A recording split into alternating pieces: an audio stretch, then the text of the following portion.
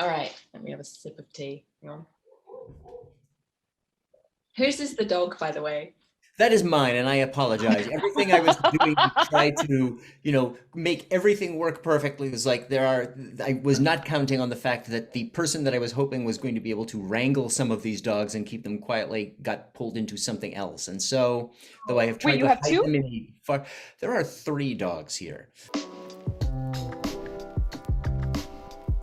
Everyone, it's such a pleasure and privilege to be able to talk to you today. My name's Georgia Mason. I'm director of the Campbell Centre for the Study of Animal Welfare, and I'm really interested in how we communicate complex topics to a receptive and sometimes challenging lay audience, which is why I was so excited to speak to you today. I wonder if you could introduce yourself each in turn, maybe in alphabetical order. I'm Appoorva Mandavilli. I'm a science and global health reporter at the New York Times. And for the past couple of years, I've been writing mainly about the coronavirus. I can't believe it's been a couple of years now. Wow, I can't believe you can say that. Yeah, my name is Arielle Duhaime-Ross. I am a science journalist.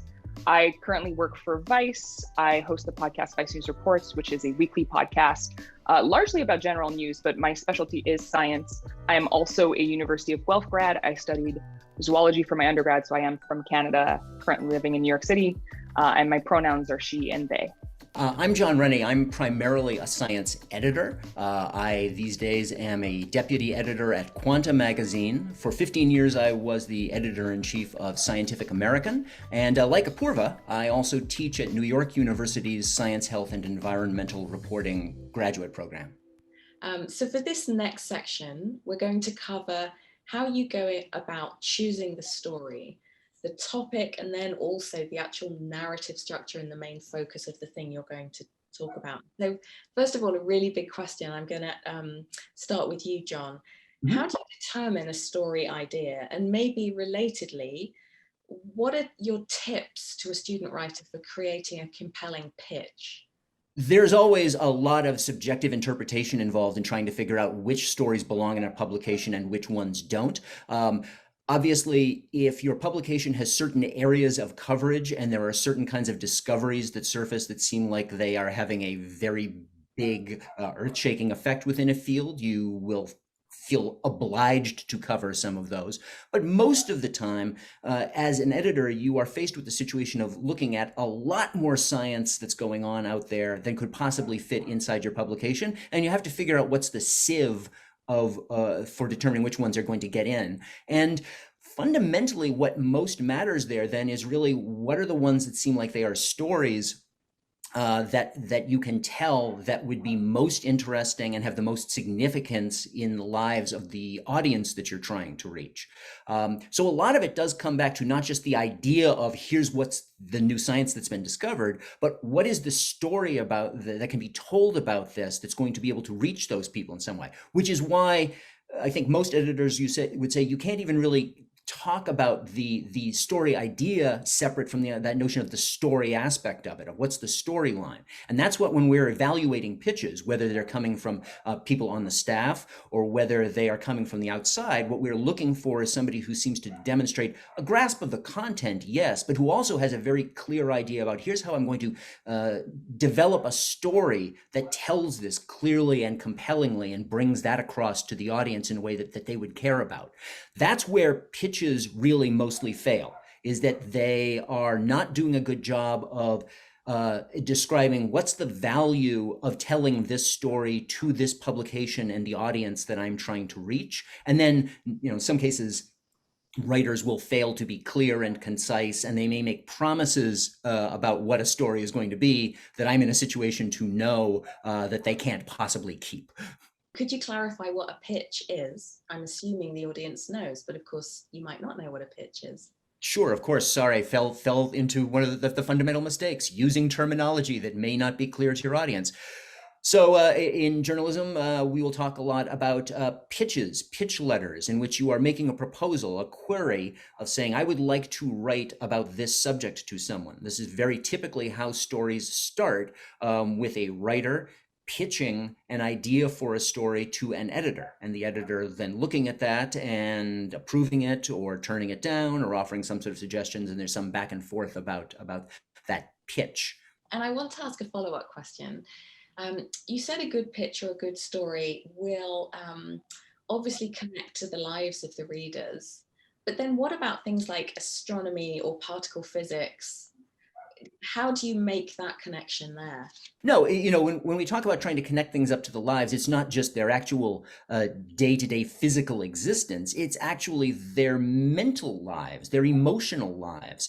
What you want to connect to are their interests, not just their needs. You're really, most of the time, what you're trying to satisfy is something that may have no bearing on the actual notion of their lives. I mean, when it does come to physics and astronomy, you're right. I mean, they don't necessarily ever need to know this, but emotionally they care about this. And I think this is one of the other tips that I would give to people when they're developing their pitches, is that people sometimes approach stories in science writing as though it's a purely intellectual exercise, as though if they simply demonstrate this and say, oh, the science is important, therefore there should be a story about it, that people will care. Not at all true. What you as the writer, you need to master not just the facts, the scientific content, but you have to also orchestrate an emotional reaction that you're hoping to nurture inside that audience.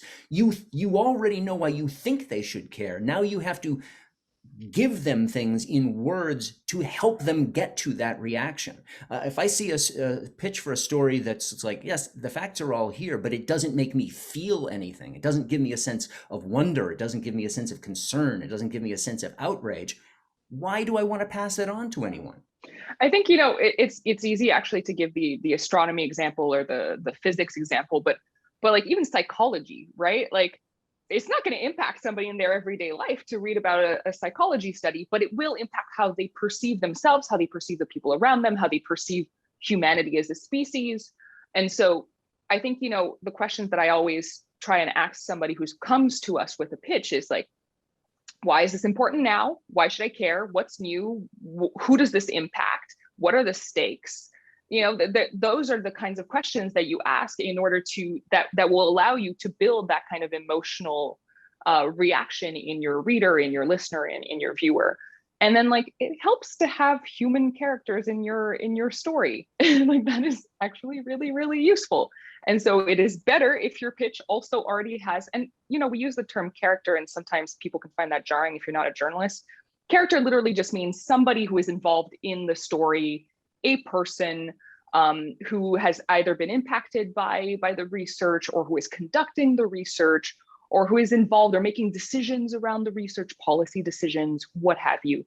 Somebody who's involved, being able to ground these findings, ground the research in a life, in a person, in their opinions, can really, really help move a story along. I think a lot of what John and Arielle have been saying are really applicable to sort of narrative writing and feature writing. I also do a lot of really straightforward news writing, and there the bar is always, how is this useful to the reader? And sometimes that has to be actually on a very concrete level, not just intellectually, not just emotionally, but in a very practical level. How does this help me protect my family? How does this help me become healthier? How does this help me stay safe from whatever pathogen is out there? So, you know, sometimes the calculus for me is that straightforward in terms of deciding what's news. When it comes to narrative writing, I completely agree that you need a story, you need characters, you need to give people a reason to keep reading. Nobody has to read your stories. So unless you make it both pleasurable and incredibly interesting, nobody actually has to read it from beginning to end.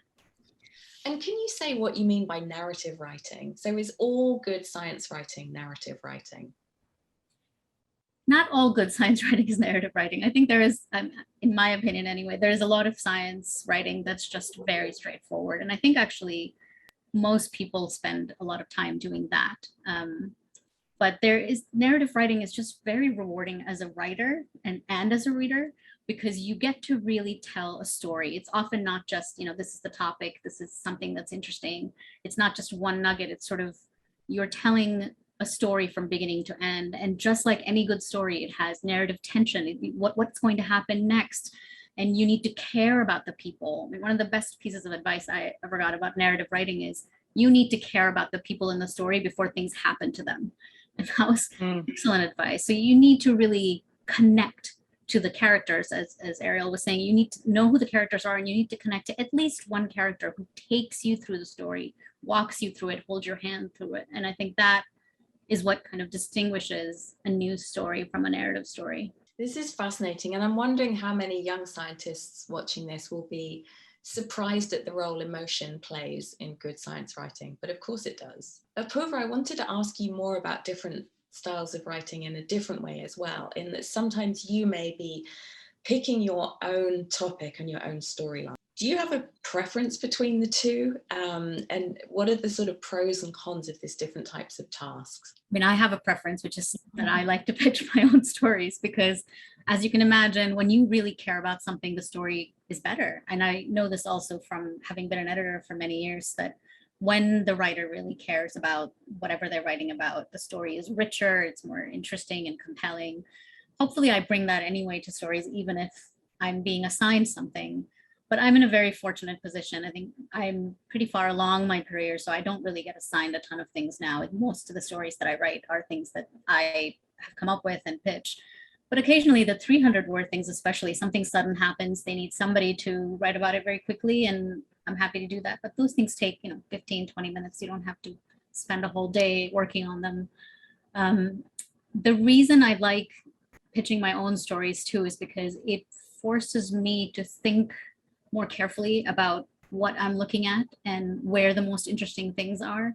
If you're just being assigned stories, you don't have the same level of hunger to figure out where is the story, where is the most amount of confusion or misunderstanding, where do I need to go next? And if you're the one having to pitch the stories and coming up with them, that takes you to unexpected places in a way that I think just being assigned a story doesn't.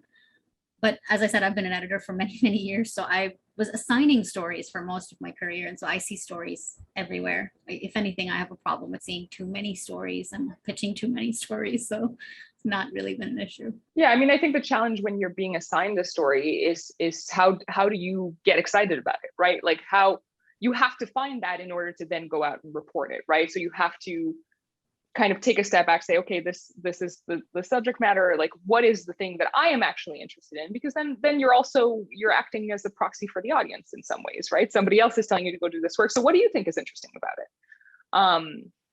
And I think like there's nothing wrong with writing a story that has been assigned to you.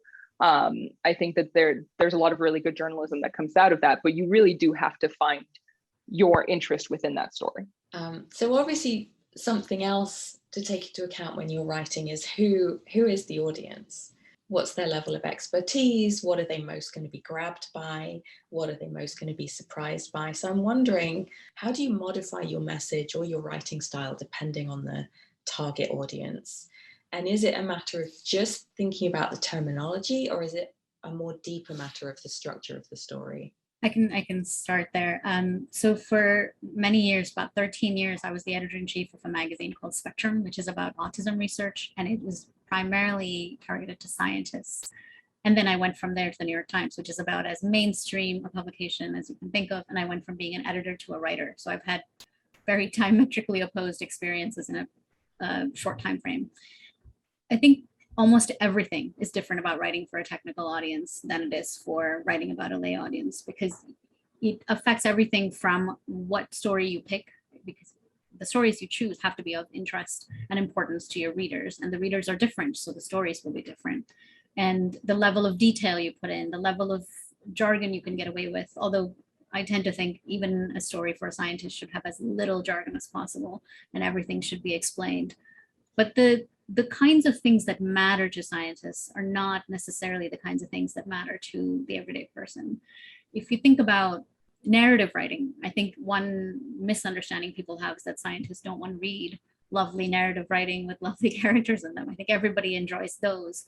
But if you're thinking about just how do I tell the reader about something new that's happened, some new negative information, the scientists might care about which new method was used, or how does this move the field forward intellectually, or what new development can I take from this and how does it affect my work?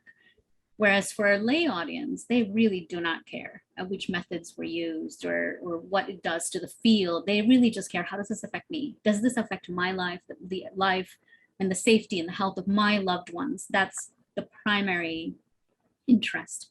And so if you can't provide that, if it's just of intellectual value, which is something John was saying earlier, if there's no emotional value to a story, it's probably not one for a lay audience. Yeah, I'll strongly second everything that Appoorva was saying about that. I mean, I think that when you are dealing with that kind of expert scientist audience, there is a certain level of detail that they're obviously going to be more comfortable with. There's going to be a certain level of detail and a level of answers that they may want that a general audience would not care about.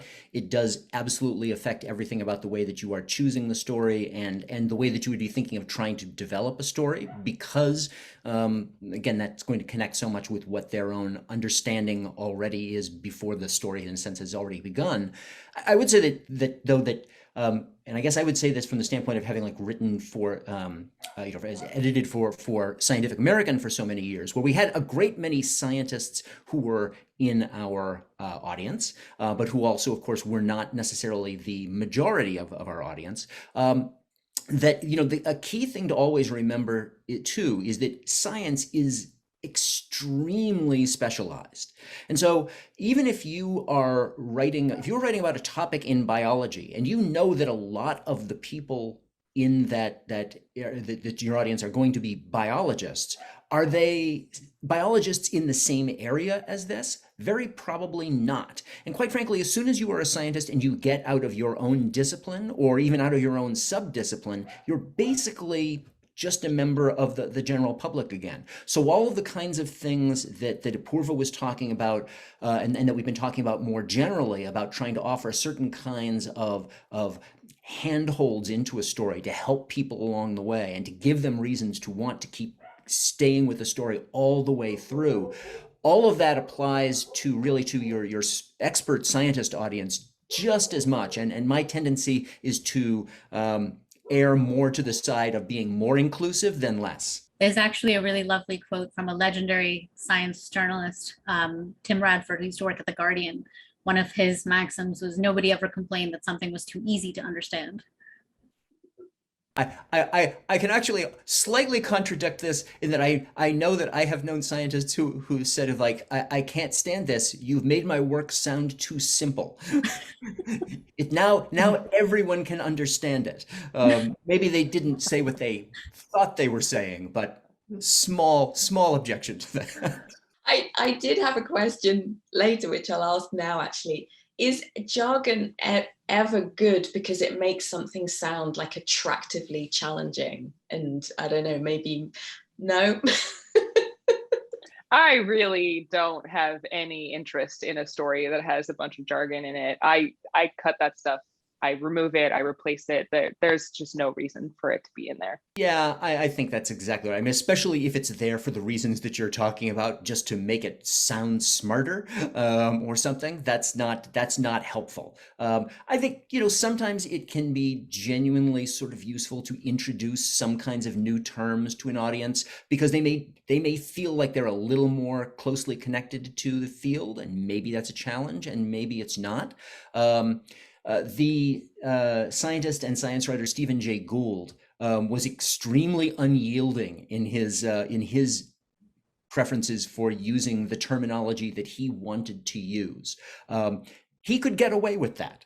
As an editor, I feel like he was often making a lot of choices, but he was not somebody who submitted to editing very gracefully. And I think that honestly, the degree to which his books are not read as much now as they were some years ago is partly a reflection of how unyielding he was on that point. I mean, I'd also argue that, jargon changes over time, right? Like a coronavirus used to be jargon a few years ago. You would have to explain what that means. I think people still don't use the word correctly because they don't know that it actually is larger than just this one thing. But now you can write a coronavirus in an article, no problem. You don't have to necessarily explain it every time, right?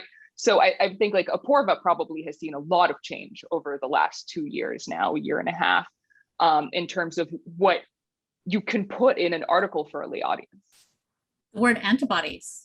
I would not have believed that anybody would be able to read the article without some sort of explanation. But yeah, now I can use the word antibodies in an article without having to go into great detail on what it means.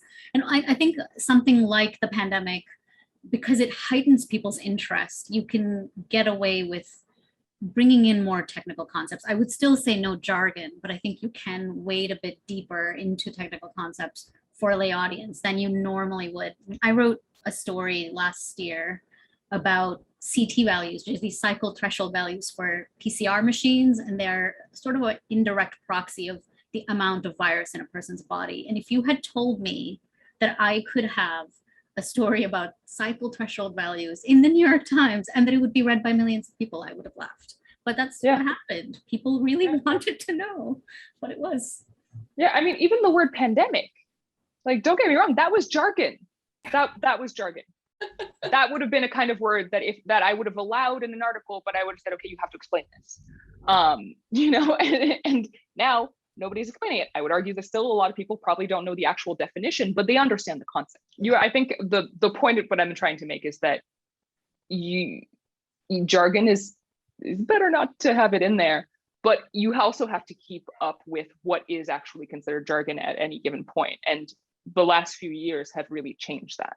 Yeah, I think as a writer, when you're working these things out, it's important. It's absolutely something that every science writer needs to wrestle with as they're thinking, and again, try to weed things out in the ways that we're talking about.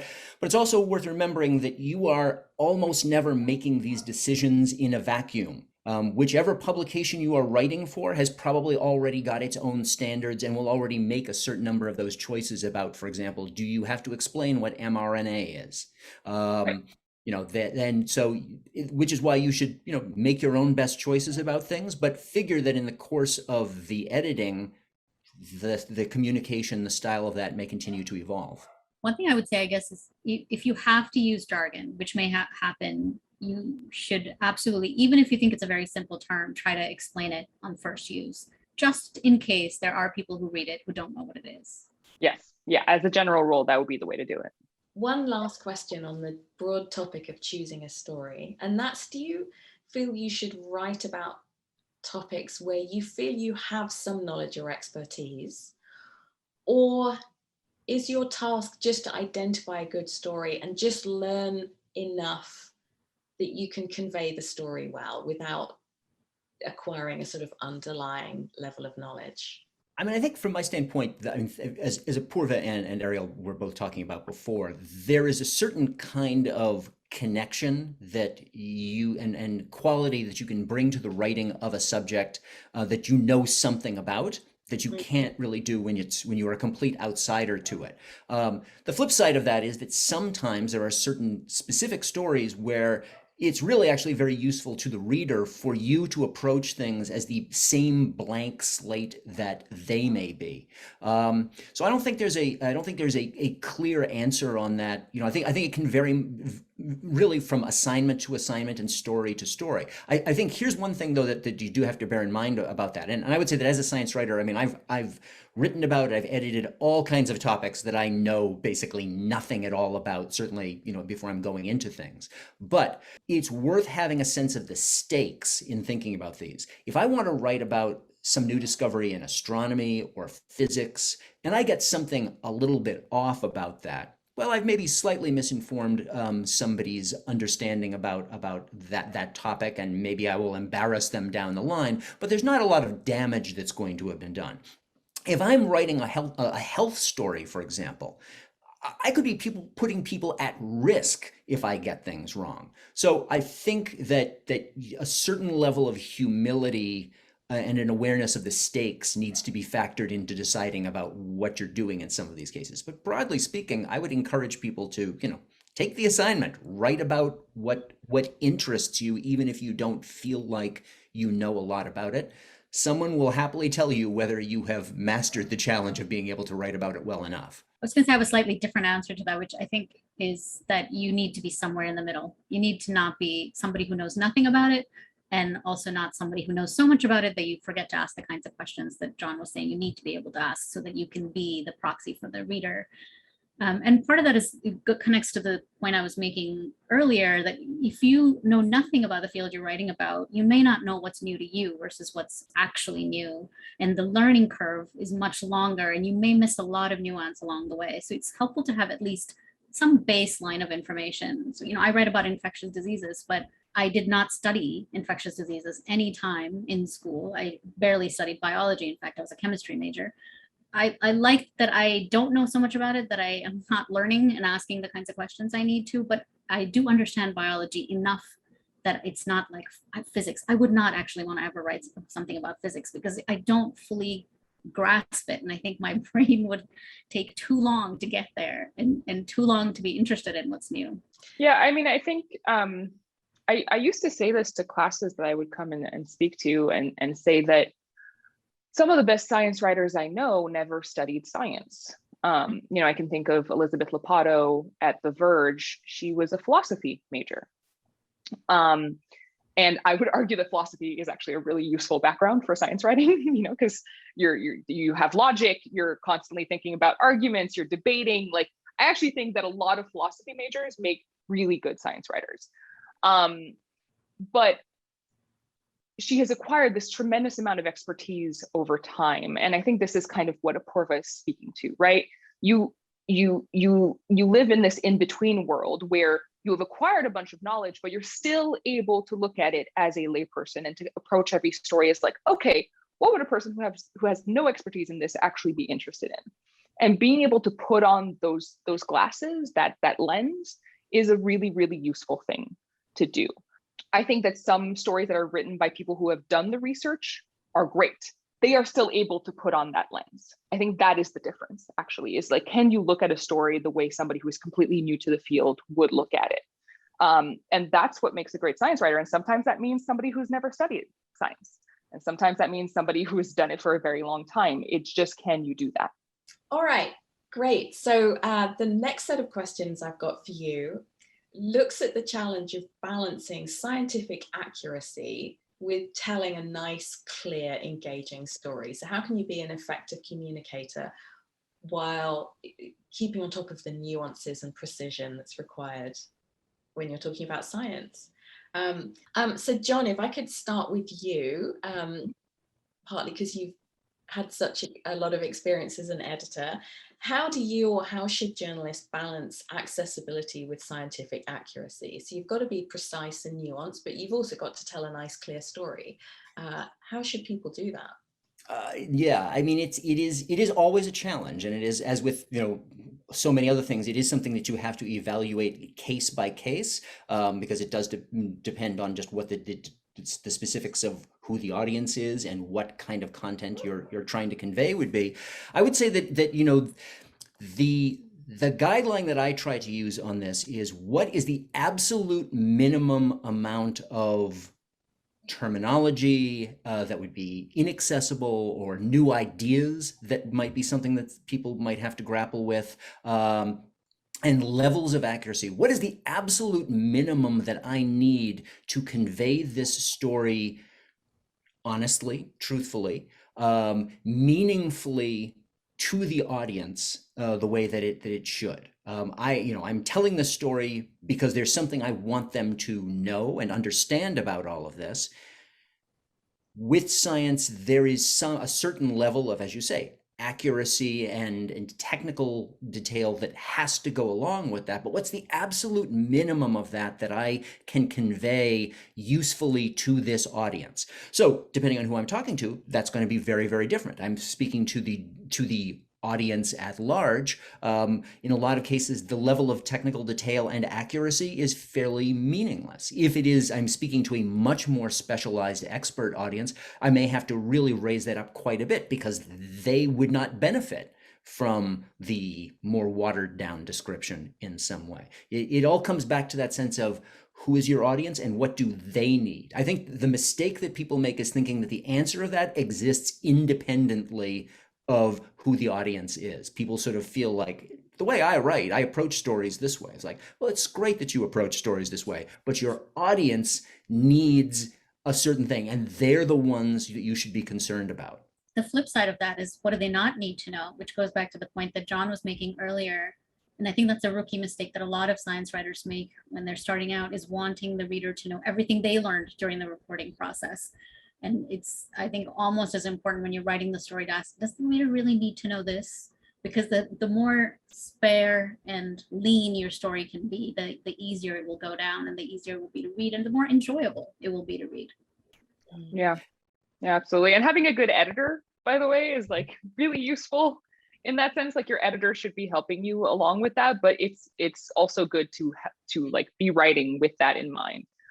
Like, does my audience need to know about this thing right now? I would say almost as a sort of practical aspect, and this is advice I've given people at different times. But let's say that if you are faced with writing a certain kind of let's say you're writing about a certain discovery, and you've got kind of a block of a few paragraphs that you know that you've got to compose that are going to explain, you know, the gist of whatever it is that you want to write about. Go ahead and write it out the way that you would be inclined to write it out, where you think it's going to have the kind of scientific information, scientific detail that you would think, and then see what happens if you try to cut it in half. Cut it down from 500 words to 250 words. Now what happens if you cut it down and now it's only 100 words? Look at what drops out at each step along the way, because what's important then is to think about, what did you actually lose? And what that you lost would matter to the audience that you're trying to reach. If what came out wouldn't really matter to them, it probably doesn't belong in the story at all. Great. Yeah. And I loved how your dogs are going berserk at that one. I feel we should have like a packometer. How much do your dogs agree with me? Yes, I apologize. There are 3 dogs in this house with me, and they are all trained to constantly chorus whenever I speak, because I want that kind of affirmation. Yeah. Along the lines of trying to reduce, to make things as simple as possible, I remember being a writer and feeling a lot of anxiety around this issue, because the danger is you simplify something, and then just a little word change can actually make what you're writing inaccurate. In the past, one of the things that I've done, if I'm unsure about how I'm explaining and simplifying something, is that, you know, if you simplify something, it might end up being inaccurate if you simplify it too much. And so what I have done is I have sent an approximation of how I might explain something to a scientist. Said, hey, if I say this, and then, you know, especially if it's just like a very small section, I wouldn't actually send the article. I would never do that, but I would send an approximation. If I say something along these lines, is this accurate? And then there might be a little bit of back and forth with that scientist, but I have found that to be incredibly useful in the past. I love that advice, because that's a way that ensures you can be simple without being simplistic, and that's the line you don't want to cross, isn't it? Yeah, and maybe it's not the researcher who did the study. Maybe it's another researcher in the field who can also help, that you can help feel things. You know, at some point you do end up building relationships with these people, you know, professional relationships, but you can ask them to look over a sentence or two in an email very quickly to make sure that what you're writing is accurate. And as a scientist, I love it when journalists do that to me, actually. I also love the constantly asking yourself, does the reader need this? Does the reader need this? Not, was this really tough for me to learn? Am I really proud that I figured this out? The pain involved in the process should not be a deciding factor, should it? Even though it's really tempting to cling on to stuff that was agonizing to sort out. Especially when you're starting out. At some point, I think that tendency kind of leaves you. But when you're starting out, you're like, oh my God, I finally understand this. I can't wait to explain it. And then you talk to your partner or your friend, and they're like, I don't actually, what? Like, why? Right, that's helpful too. It's also important not to be too beholden to your sources. That, you know, that's the other thing, especially if you're a scientist or somebody in the science field who's writing about something, because science is so hierarchical, the tendency is to want to please your sources and to make sure that they're all happy with you and want to quote every single person you interviewed, and you just can't do that. Every stage it's still, again, about the reader. Right. Some of the best piece of advice that an editor once told me was that a good relationship with a source doesn't need to be an amicable one. And I really, really believe that very strongly. I have had semi-contentious relationships with sources that I consider to have been very, very fruitful and very useful. And that's okay. That is fascinating. And I want to segue from there then to my next question, which Appoorva, I think you're going to kick off with. How do you handle areas where there could be bias or lack of partiality, or or topics that are really controversial. And I'm thinking of two sort of domains here. One in which scientists disagree with each other, or they all recognize the story isn't figured out yet. So a sort of scientific doubt and uncertainty. And also issues where science hits other aspects of our life. So science that has political implications that get people really upset, ethical implications, science that bumps into religious values. How do you navigate these choppy waters? Appoorva, what advice would you give? So I've had to deal with this a lot for the last year and a half. And I'll give you one example of a topic that I've had to write a lot about and that has been very controversial on multiple levels. And that's writing about kids in schools, whether kids are affected by the coronavirus, should they be back in school, should they not? And that story really evolved over time. For the first 7-8 months of the pandemic, we really had no idea what was going on with kids. And so the way I approached that was to say over and over again in every story, so far, this is what the evidence suggests. This is what we don't know. This is where the uncertainty is. This is what scientists are still trying to figure out. And people do not like uncertainty. They do not like to be told, we don't know the answer to this. It makes them very uncomfortable, especially when it's something with such a big impact and such importance in their lives. They want a straightforward answer. And so you become the person at whom all ire is targeted.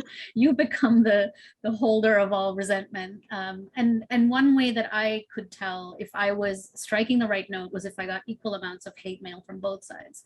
If I was only getting it from one side, then I was doing something wrong and I was not presenting the uncertainty evenly.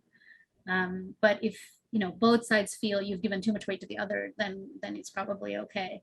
But I think that's really key, is to be transparent with the readers, even if they don't like it, to be very honest and to say, this is what we know. And very importantly, to say, this is what we don't know. This is how we will find out. This is maybe when we will find out. And when we do, I'm going to come back to you and tell you that. So I think that is very important.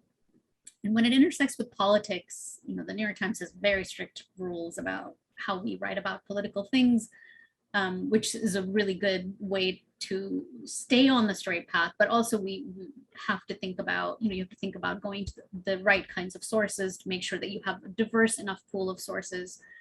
If it's something to do with science or science intersecting with politics, I probably talk to 3 or 4 times as many people as I actually end up quoting. And when you get a very broad sense of where the consensus lies, or at least where the consensus is available and where the uncertainty lies and in what ways, then you can explain that to the reader in simpler terms without necessarily going into all the detail yourself. But you need to know what the broader landscape looks like, way beyond what your story says.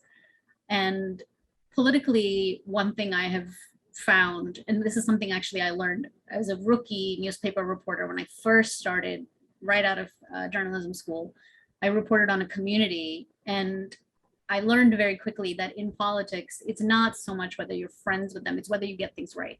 You can be as negative, you can say the most awful things about what's happening politically, but as long as you are actually fair and accurate, they know how the game is played, and they will not stop talking to you. So that, I think, is incredibly important, to not be swayed by who's going to be upset with you or how will this be perceived, and instead to be guided by, this is where the facts lie, and I will just make sure that the context and the facts of what I'm saying are true.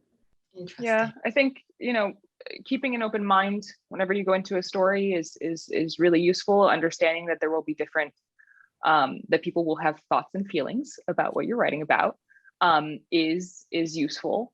But I think that I really do try and let the science, no, understanding that nothing is ever really proven in science ever.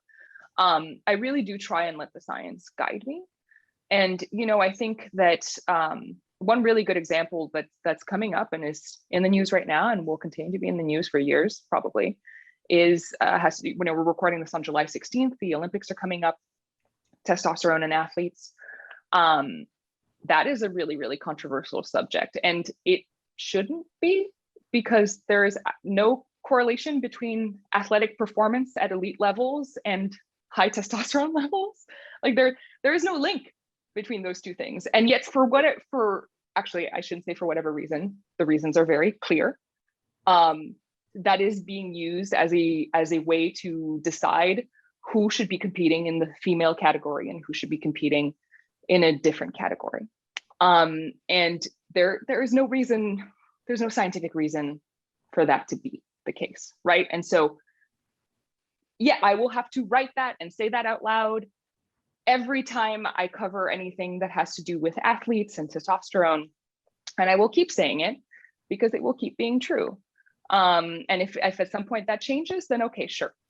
But right now, it doesn't matter how many people disagree with me because they have an emotional reason or a religious reason or a political reason to disagree with me. That's what is currently correct.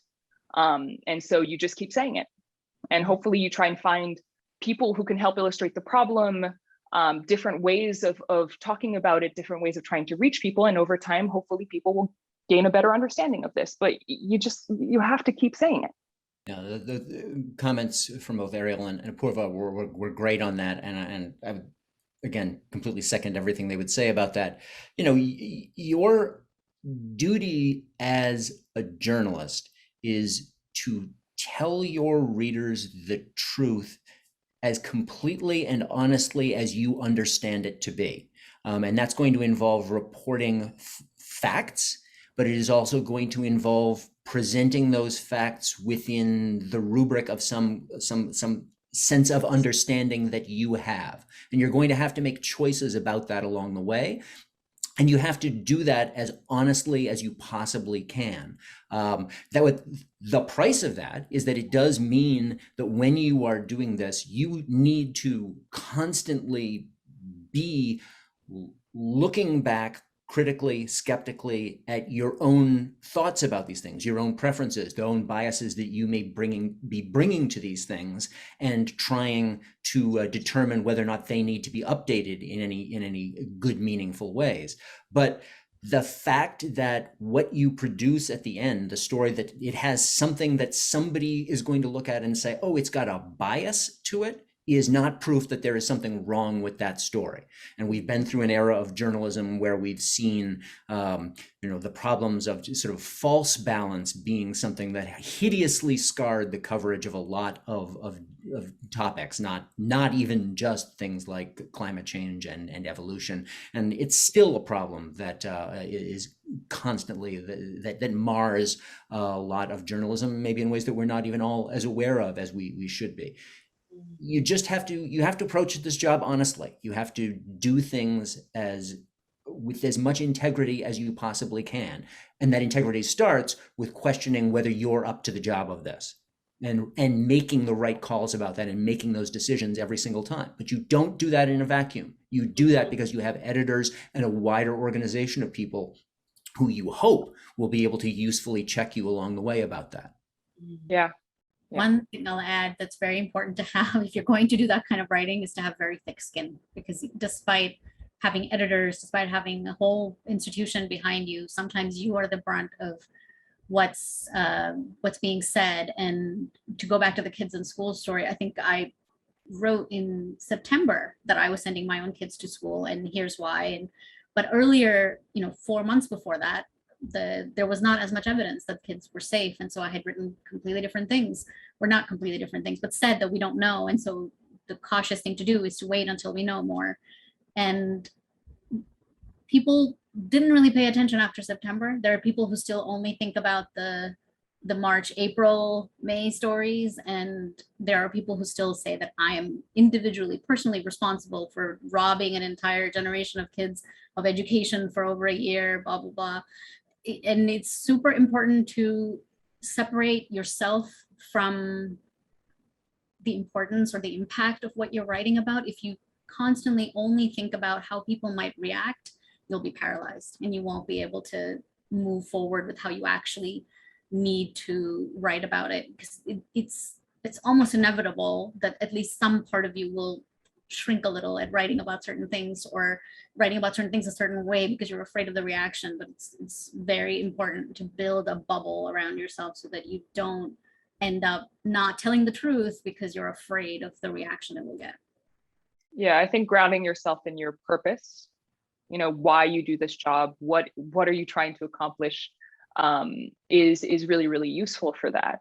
And Appoorva reports incredibly responsibly. Every article has, the doubts, the things that should make you go, okay, and that should, but people don't necessarily pay attention to those paragraphs, which are always there. And I think, if anything, the last 2 years have been really, really good at illustrating how science works and how it changes over time, and how we build upon knowledge. And I am actually hopeful that a lot of people have learned about this and don't just think, oh, they say one thing one day and they say one thing the next. I know that there are a lot of people who feel that way. I am actually really, really hopeful that this has taught people a lot, that's not actually how that works, and that it is good that things evolve and that things change, and that science is self-correcting. But yeah, I mean, I think, grounding yourself in your purpose, and also, being humble, being willing to acknowledge mistakes if you do make them, because you will make them, is also good. So here's an extra question for you. So good science journalism, do you think it can reduce science skepticism? I mean, science skepticism has been such a rising and scary phenomenon. Can science journalism help counteract that, or are you only writing for people that believe in science anyway? I was a climate change correspondent for 3 years for Vice News Tonight on HBO. So I was a correspondent on TV. Still am. I just do more podcasting now. I think my answer is probably unsatisfying, which is that I do think that, you help raise awareness. You help bring certain issues forth into people's mind, right? You help populate their mind with different ideas. Yes. But I don't think that journalists necessarily are the people who are changing people's minds. I really do think that most of the time people change their minds because they talk to loved ones and people that they really trust, people who are near to them, and that those people have common ground with them that helps them reach a certain point, right? It's interacting with different kinds of individuals. It's sort of slowly inching yourself. I don't think that a single story will necessarily change a person's mind if they are really anti-climate change and really, really skeptical. I don't know to what extent a TV segment on HBO is going to change their minds. But I think these things build upon themselves. I think that having family members who try to gently push you along can be really, really helpful. And so, yeah, it contributes, but I don't really think I mean, maybe Appoorva, you have a different view of this, but I don't think journalism necessarily, I don't think that's necessarily my job, frankly, anymore.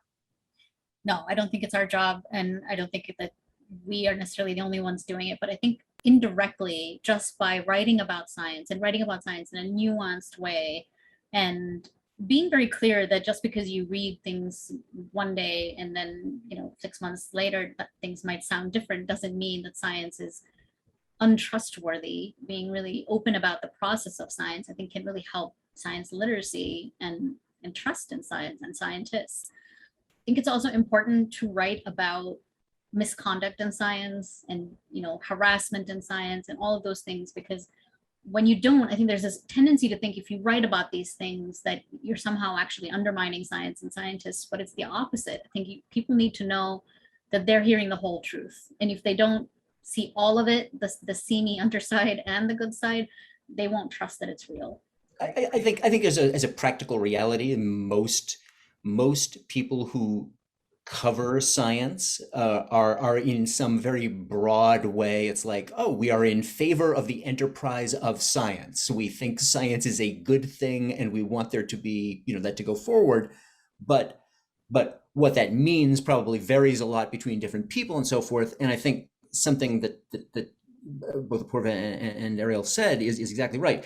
It's, as a journalist, it is not really your job to be answerable to the question of increasing or decreasing skepticism of science, except insofar as you did your job as a journalist badly. If I write bad stories and that feeds into science skepticism, that's bad. It's an unfortunate consequence, but the primary mistake there was that I wrote a bad story to begin with. We should cover what we should cover. And if the consequences of telling the truth about what's happening are ones that, increase or decrease the public's skepticism or antagonism toward science or parts of science, I mean, that's not just a problem that we're responsible for. It's a very important point that John is making, because I think there are a lot of scientists who are under the impression that journalists are their friends and that we're all in this together and we should work together. And I'm here to tell you, scientists, we are not your friends. We are not your collaborators. We are not working together. We are writing about you and about your work. And some of that may be positive and some of that is going to be negative.